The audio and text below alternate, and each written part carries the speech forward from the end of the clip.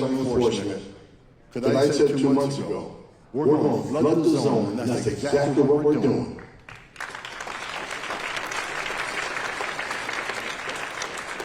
In Chicago, it's coming. Right after the election, Brandon Johnson, the mayor, said I wasn't welcome to Chicago. Guess where I was 2 days later? One day, I went for 1 day to start an operation, and 1 day, if I remember correctly, we arrested 7 child sexual predators, 9 Trinidad members. We took weapons off the street that had a switch that made that handgun fully automatic. We arrested 2 illegal aliens with a murder conviction. 1 day. So watch what happens in the very near future. President Trump is going to make Chicago safe again.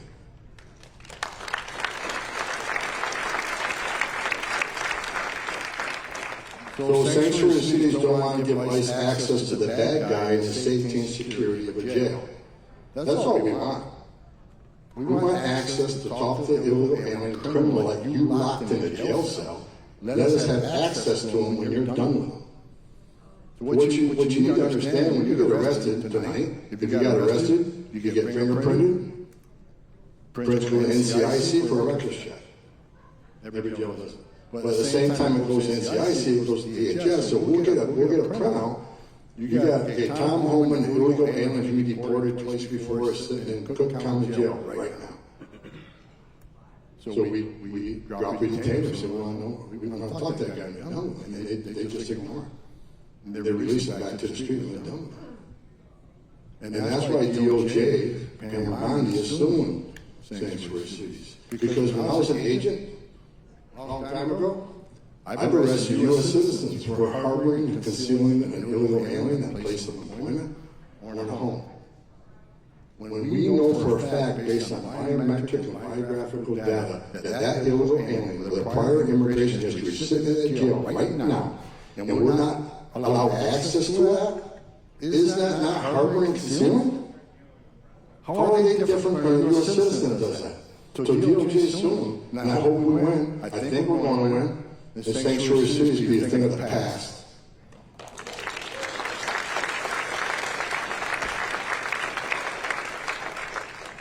So ICE is going to keep doing their job, 10,000 more agents, more airplanes, more detention facilities, more agents. Every day, here's what you need to understand, based on the numbers I just told you, every day, the men and women of ICE are making this country safer. Because every illegal alien criminal, every illegal alien terrorist, every illegal alien public safety threat that they take off the street every day makes that community safer. That's just a stone cold fact. So the men and women of ICE, I was one of them. I was the first ICE director that actually came up to the ranks. I never asked the 20,000 men and women that worked for me to do anything I didn't do myself. ICE, despite all the hate and the rhetoric they're taking, they're out there right now. We got 1,000 teams working the streets right now, putting themselves in harm's way to make their community safer. And to the members of Congress and to the media who wants to attack the men and women of ICE, shame on you. If you don't like what ICE is doing, you can go yell at Congress. Because they're not making this up. They're enforcing the laws enacted by Congress. And you just talked to Russ Bowler just up here. Congress appropriates them funding to do this job. So they're enforcing laws enacted by Congress, laws that are appropriated by funding to do the job, but members of Congress want to compare ICE to Nazis and racists and terrorists. It's disgusting. Any congressperson who wants to compare ICE to a terrorist or a racist are an embarrassment to the position they hold. They shouldn't be up on Capitol Hill representing anybody. They're disgusting.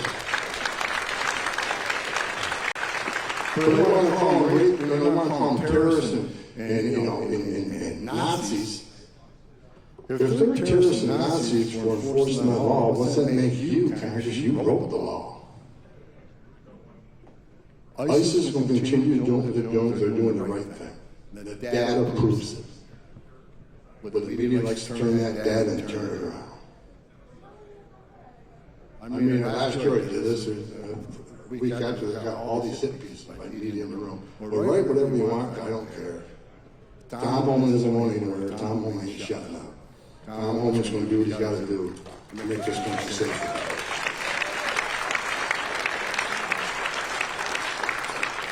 Children.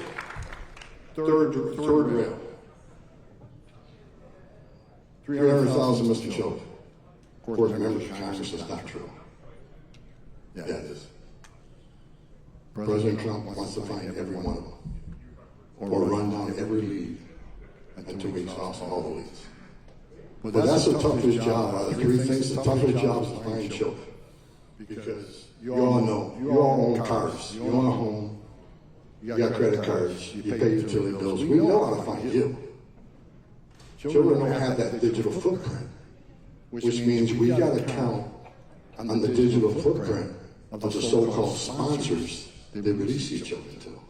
And when they didn't fingerprint them, when they didn't double-check their identity or their address they provided, it makes it hard. Who are these sponsors? Because many of the addresses we're going to now are a parking lot, a parking ride, a grocery store, church.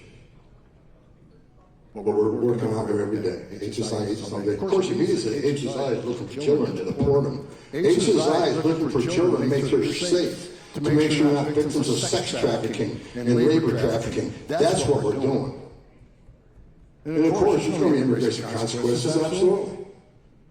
But we're trying to save children that we know are living a life of hell every day. And many of the children we found are perfectly safe. They're with family members. They're just hiding because they know they'll have to leave here because they don't really qualify for asylum. They know that.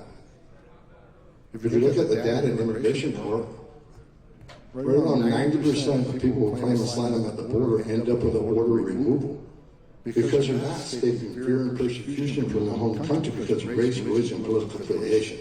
They're coming for a better life, and I get that. That's not asylum. I want people to remember, and the media to remember. They call them asylum seekers. Asylum seekers. They have a right to claim asylum. Okay. But when they lose the case, they got to go home. Or due process doesn't mean squat. I asked members of Congress during the last administration when Secretary Mayorkas is testifying saying that people have a right to claim due process, ask them a follow-up question.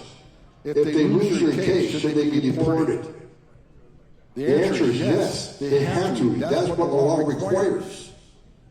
One of the reasons we have the most secure border in the history of this nation right now is because of ICE. Because we're showing the whole world there are consequences to violating our laws. You can get due process, but in that due process, when they say you're going home, you're going home. And we're out looking for you.